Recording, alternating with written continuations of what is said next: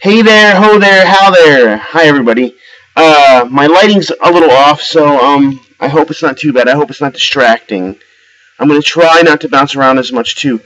So this is gonna be my Glee recap, my Glee cap. I'm not gonna go all the way back to the beginning of this season, season 4. I'm gonna go from the last episode.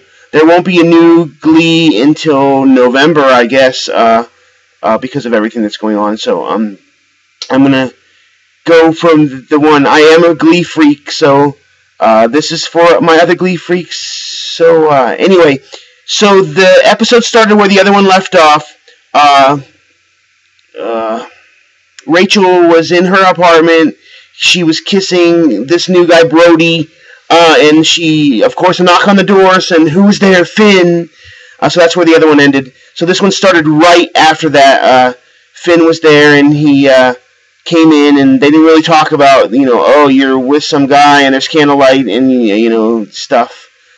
So she was all excited to have him. She's like, what happened? Where have you been? I haven't heard from you. And I guess he got, discharged from the army because he shot himself in the leg. Only on Glee.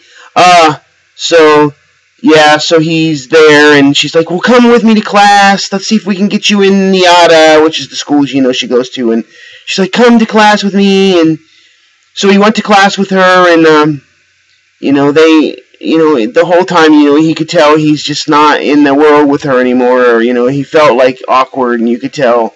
And she does have chemistry with this new guy, Brody, Miss Rachel Berry, my least favorite character on the show. Anyway, so meanwhile, Blaine's back home, and, he and Kurt, they haven't been, connecting, talking a lot because of, Kurt's being real busy. She's working for Sarah Jessica Parker. I mean, whoever she plays on Glee.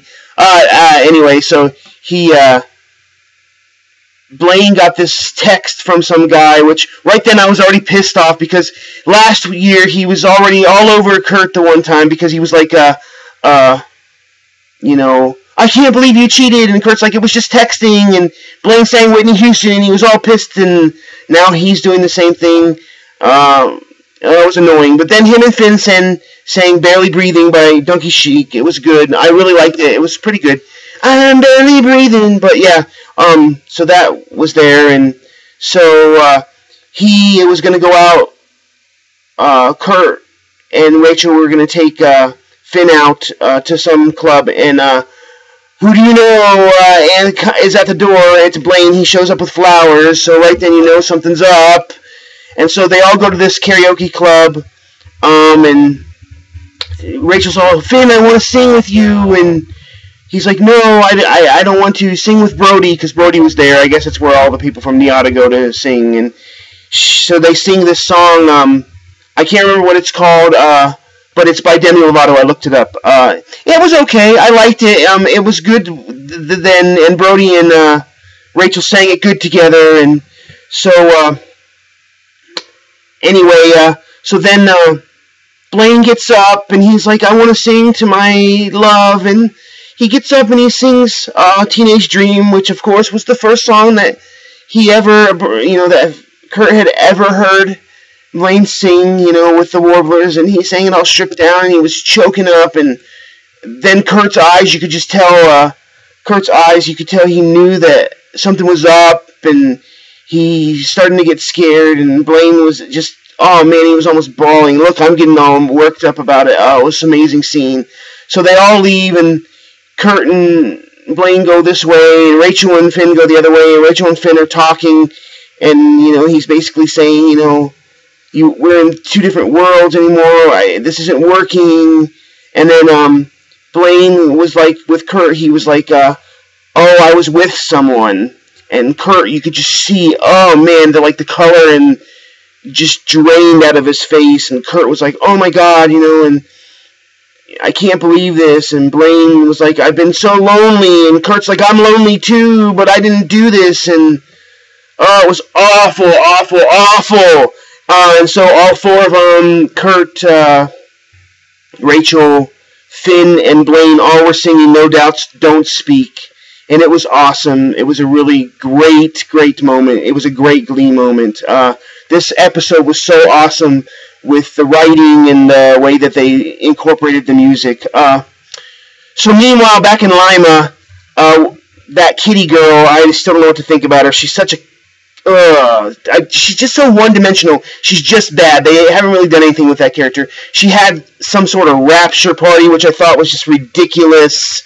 And she invited, of course, poor dumb Brittany, was in this. And Santana was home visiting Brittany from college. And so they were picking on this one girl. They all left, pretending the rapture happened. And it was such a messed up scene. So anyway, basically it led up to the part where Santana was like, I can't believe you went to this thing, Brittany. And she's like, well, I went because I feel this is how I feel every day because you left me behind. And so it was so sad. And then so they were having this moment. They went to the Glee room, where everything happens, the Glee practice room, and Santana sang Taylor Swift's Mine to her. It was such a great song. If you should YouTube it, guys. It's she sang it, and then she was basically telling Brittany, I love you so much, but we can't be together. It's just not working for us being long distance like this. So I love you. She's like, you're the only thing I've ever been happy that's mine, but I'm gonna let you go. So they broke up, and of course Kurt and Blaine broke up, and then. So at this time, Finn did run back home to Lima. He saw Mr. Shu, and he came to a choir practice. And there, of course, the kids in choir or in Glee are trying to figure out what to do for this fall musical. And poor Tina with her two lines. Tina's like, "Let's do Flower Drum Song or Miss Saigon." I thought that was funny. Still, Tina gets 2 lines. She's now a senior and she still gets 2 lines. I forget what Artie said, but Finn's basically, why don't you guys do Glee? Why don't you guys do Glee? Yeah, why don't you guys do Glee? No, why don't you guys do Grease? So I guess the fall musical is going to be Grease. And the new little girl, Sassy Hat Girl, man, I still don't know their names. And then Pucker, the new Puckerman, yeah, Noah's little brother. I still don't know his name. I'm just going to call him Puck Jr. Puck Jr. was flirting with the new little, the little girl whose mom is in the cafeteria, and that kitty girl is ridiculous about her mom, and that little girl's like, I can't believe that you're dating that girl Kitty. What do you see in her? And I guess Kitty and him, maybe they're not dating anymore, but I think that little girl's name is Marley or Marty or Marley. But anyway, I'll get it the next time.